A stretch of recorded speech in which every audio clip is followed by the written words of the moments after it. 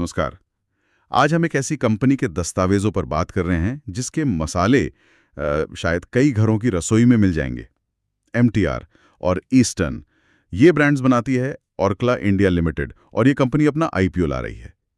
तो हमारे पास है उनका ड्राफ्ट रेड हेरिंग प्रोस्पेक्टस, मतलब वो DRHP। ये वो पूरा लंबा चौड़ा डॉक्यूमेंट होता है जो कंपनी आईपीओ से पहले देती है, जिसमें बिजनेस, फाइनेंस, रिस्क सब कुछ होता है। देखते हैं इसमें क्या खास है। बिल्कुल। ये दस्तावेज जो जून 2025 के आसपास का है, इससे हमें ऑर्कला इंडिया के बिजनेस की, उनकी मार्केट में क्या जगह है और आगे क्या प्लान्स है, इसकी एक ठीक-ठाक तस्वीर मिलती है।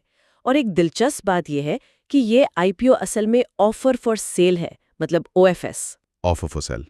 अच्छा, इसका मतलब? इसका मतलब ये है कि कंपनी कोई नए शेयर्स जारी करके पैसा नहीं जुटा रही, बल्कि जो मौजूदा शेयर होल्डर्स है, खासकर उनकी पेरेंट कंपनी जो नॉर्वे की है, ऑर्कला ASA, और कुछ और लोग, वो अपनी हिस्सेदारी बेच रहे हैं। ओह, तो मतलब आईपीओ का पैसा सीधे कंपनी के खाते में नहीं जा रहा? नहीं, बिल्कुल नहीं।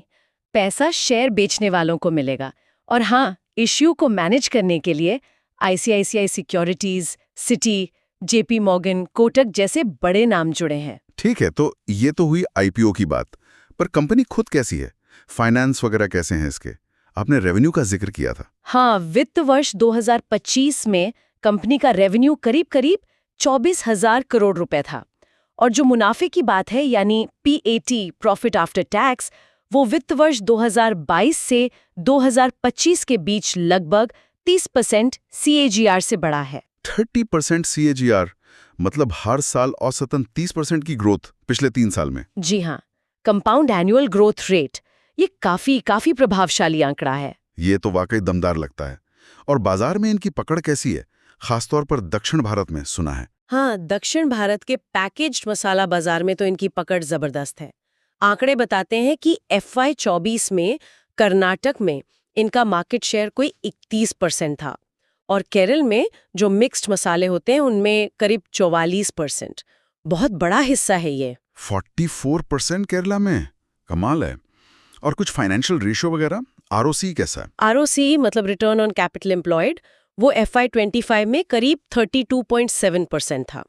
ये दिखाता है कि कंपनी अपनी लगाई हुई पूंजी पर कितना अच्छा रिटर्न कमा रही है। और 32.7% इस इंडस्ट्री के हिसाब से काफी मजबूत माना जाता है। और EBITDA मार्जिन भी 16.6% रहा, जो ऑपरेशनल एफिशिएंसी दिखाता है। तो फाइनेंशियली तो काफी सॉलिड दिख रही है कंपनी। और वो जो बात दस्तावेज में लिखी है कि कर्नाटक और केरला में 10 में से 9 घरों तक MTR या ईस्टर्न का कोई ना कोई प्रोडक्ट पहुंचता है, ये तो अविश्वसनीय पहुंच है। हाँ, ये दिखाता है कि ब्रांड कितना गहरा बैठा हुआ है लोगों के घरों में। जबरदस्त डिस्ट्रीब्यूशन और ब्रांड लॉयल्टी है। इनके अपने कारखाने भी हैं? ये 21 कॉन्ट्रैक्ट मैन्युफैक्चरर्स से भी काम करवाते हैं। अच्छा, तो ज्यादातर फोकस साउथ पर ही है। हाँ, और यहीं पर एक बात आती है, ये जो दक्षिण भारत पर इतनी निर्भरता है, ये इनकी ताकत भी है और शायद एक तरह का जोखिम भी। वो कैसे? ताकत इसलिए कि वहाँ की मार्केट को ये बहुत अच्छे से समझते हैं, इनका नेटवर्क बहुत मजबूत है। लेकिन जोखिम ये है कि अगर किसी वजह से सिर्फ दक्षिण भारत में कोई दिक्कत आती है, मान लीजिए कोई क्षेत्रीय मुद्दा या कोई रेगुलेशन, तो उसका सीधा और बड़ा असर पूरे बिजनेस पर पड़ सकता है। समझ गया। ये पॉइंट तो वैलिड है। और जोखिमों की बात चली है, तो दस्तावेज में और क्या मुख्य जोखिम बताए गए हैं? देखिए, 2-3 चीजें खास हैं। एक तो कच्चे माल के लिए सप्लायर्स पर निर्भरता।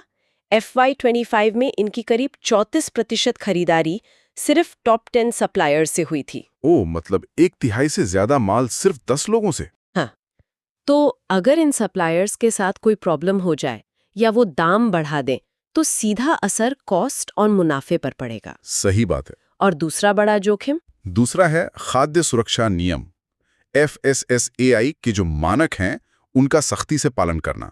ये फूड इंडस्ट्री में हमेशा एक बड़ा चैलेंज रहता है। हाँ, ये तो बहुत ही सेंसिटिव मामला है आजकल। अगर पालन नहीं किया तो भारी जुर्माना लग सकता है, कानूनी कार्रवाई हो सकती है। लेकिन उससे भी बड़ा नुकसान होता है ब्रांड की इमेज को, उसकी प्रतिष्ठा को। एक बार ग्राहकों का भरोसा टूटा तो उसे वापस पाना बहुत मुश्किल होता है। बिक्री पर लंबा असर पड़ सकता है। बिल्कुल, ब्रांड इमेज तो सब कुछ है इस बिजनेस में। तो कुल मिलाकर देखें, ऑर्कला इंडिया एक मजबूत क्षेत्रीय खिलाड़ी है, अच्छे फाइनेंशियल ट्रैक रिकॉर्ड और जाने माने ब्रांड्स के साथ। लेकिन हाँ, कुछ निर्भरताएं और इंडस्ट्री स्पेसिफिक जोखिम भी हैं। अब यहाँ एक बड़ा सवाल ये उठता है जो शायद सोचने वाली बात है। हाँ, बताइए कि क्या ये जो मजबूत क्षेत्रीय ब्रांड्स हैं इनके पास, MTR और ईस्टर्न, क्या इनके दम पर ये राष्ट्रीय स्तर पर जो दूसरे बड़े खिलाड़ी हैं उनको टक्कर दे पाएंगे? या फिर आजकल हम देख रहे हैं कि मसाला बाजार में काफ़ी कंसोलिडेशन हो रहा है, बड़ी कंपनियां छोटों को खरीद रही हैं, तो उसमें ऑर्कला इंडिया की क्या भूमिका होगी, ये देखना आगे दिलचस्प रहेगा। ये वाकई एक अहम सवाल है। भविष्य में इनकी रणनीति क्या रहती है, ये देखने वाली बात होगी।